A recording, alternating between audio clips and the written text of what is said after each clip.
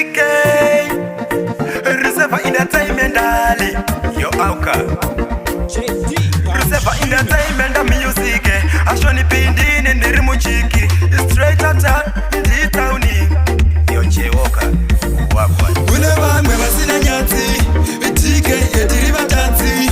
vamwe vacho vodzinga nyatsi zvenyika inatinga zvipedzi ndati kune vamwe vasina nyatsi TK tiri vatatsi vamwe vacho vodzinga nyatsi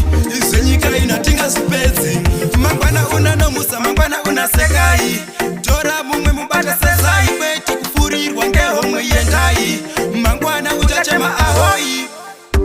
apera matola apera mapula uchachema ahoi apera uchachema ahoi kune vamwe vasina nyatsi TK tiri vatatsi vamwe vacho vodzinga nyatsi zvenyika inatinga zvipedzi ndati kune vamwe vasina nyatsi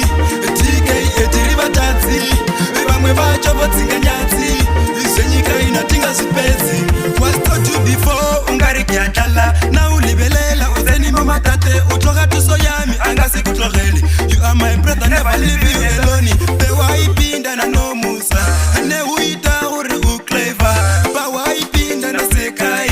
neuita uri uclever kune vamwe vasina nyatsi TK tiri vatatsi vamwe vacho vodzinga nyatsi zvenyika inatinga zvipedzi ndati kune vamwe vasina nyatsi TK tiri vatatsi vamwe vacho vodzinga nyatsi zvenyika inatinga zvipedzi mangwana una nomusa mangwana una sekai tora mumwe mubata sezai kwete kupfurirwa ngehomwe yendai mangwana uchachema ahoi apera matola apera mapula uchachema ahoi apera uchachema ahoi kune vamwe vasina nyatsi TK tiri vatatsi vamwe vacho vodzinga nyatsi zvenyika inatinga zvipedzi ndati kune vamwe vasina nyatsi TK tiri vatatsi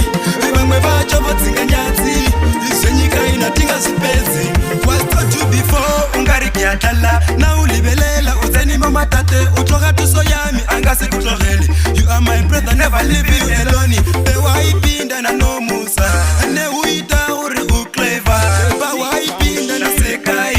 neuita uri uclever Yo young killer Be fine Wagwan guys Straight out and JT Moist Music.